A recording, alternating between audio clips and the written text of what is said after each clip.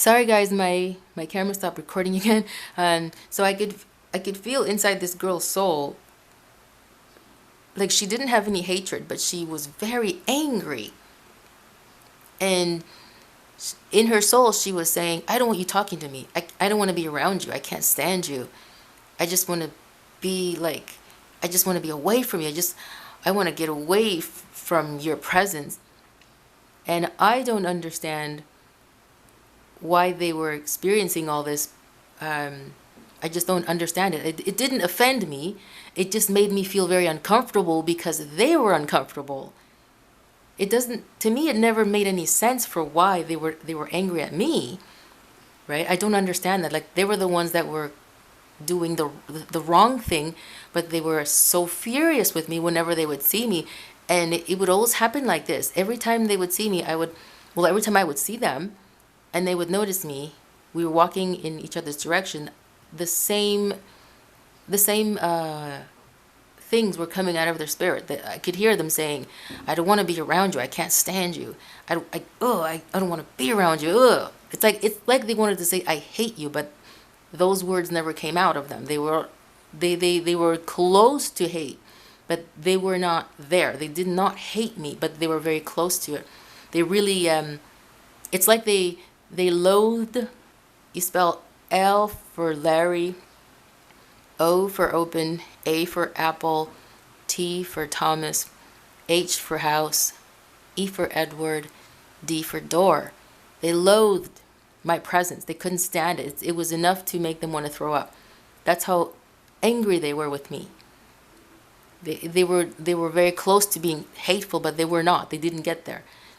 And so, yeah, so anyway, I felt bad for them. I felt bad for them because they would feel embarrassed, right? And ashamed every time they would see me because, because of the situation that we found out what they were doing. And they would always look down to the ground.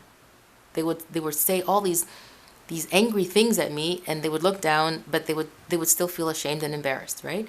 And it's a horrible situation to be in when you are faced with somebody that they caused you so much harm, but you feel bad for them. You feel bad for them because they realize they understand what they've done, but it's so awkward, and you don't know what to do to make them feel better, because it's like they think that you are holding it against them.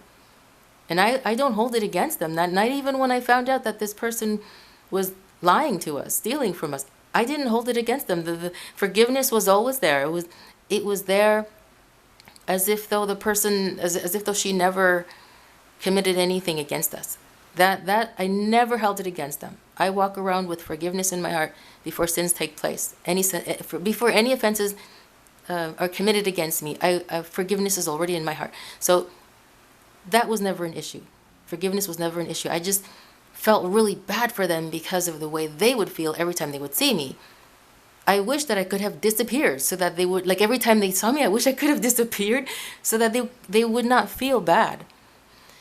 But I felt bad for them because they also did not understand the situation, that the reason why we cannot help them again is because of their conduct, and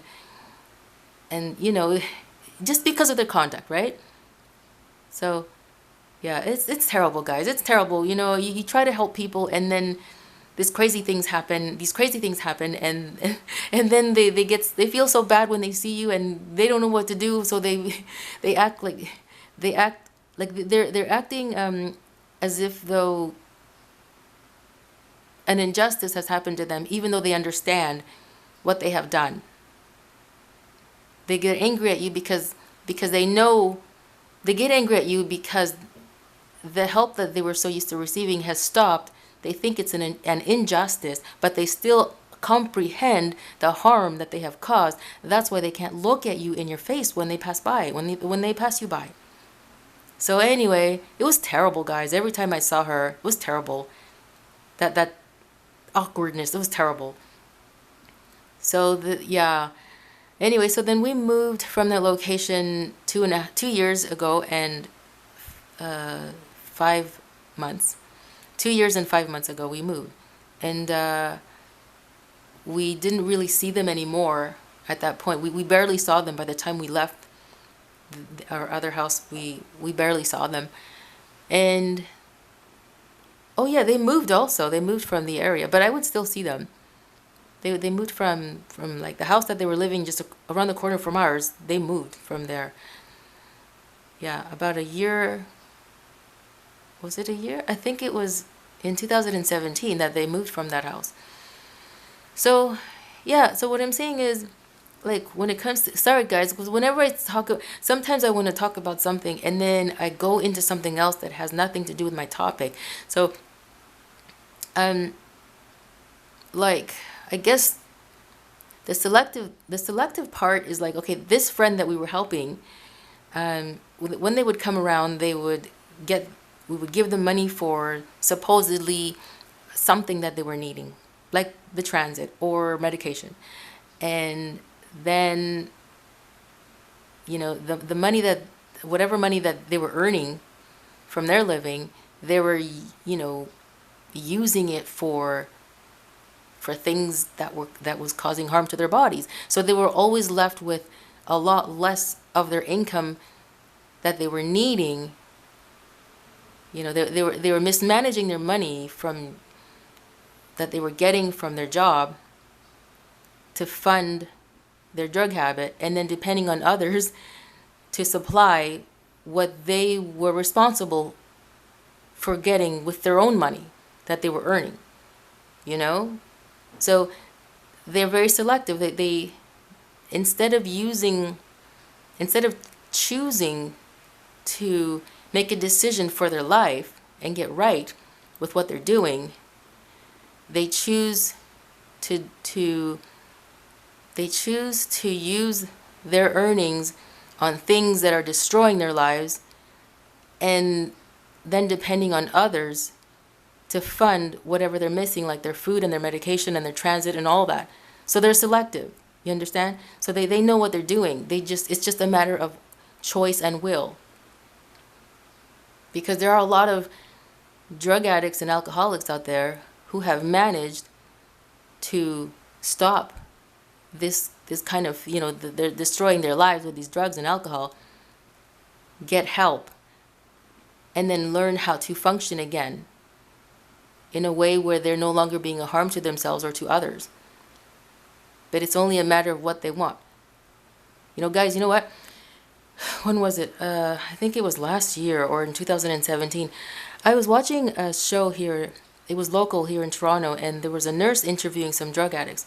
And this nurse was interviewing this person, and the person said that they love being a drug addict, and they will never stop, and they love the sensation and the high, and they love what their drugs does to their body.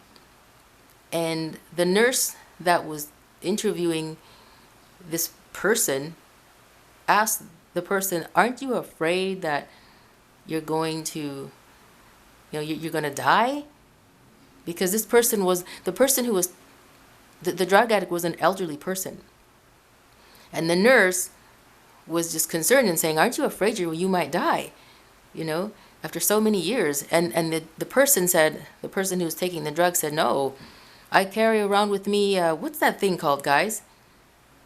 That thing that, see now in Canada, I don't know if it's all over Canada, all over the provinces and territories, but now we have like our police and our paramedics and, and I think also our firemen, they're now carrying with them, I forget what that thing is called, but when a person has an overdose, I don't know what they do, they inject them with something, and it brings